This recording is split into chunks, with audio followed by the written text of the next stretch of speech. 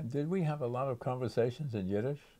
I think we did. Well, this was a problem, you see, and I was going to talk about that at some point. He would speak to me. See, you're a different generation, so I don't know what went on with the Yiddish with you. But he spoke to me in Yiddish, and I answered in English, and this could not, he could not change it.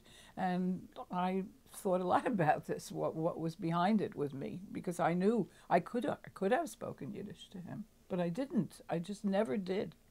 Never. And it was terribly upsetting to him, very frustrating. I think mostly, now that I think about the conversations were unilateral. He would speak Yiddish, and I, for the most part, spoke English. Maybe throw in a few Yiddish words.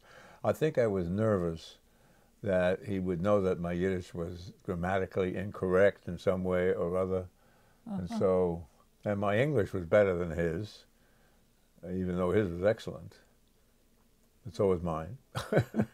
I think I was being spiteful. I don't think I was worried about, yeah, I think this was my way of having some power, was that I could speak English and he couldn't stop me.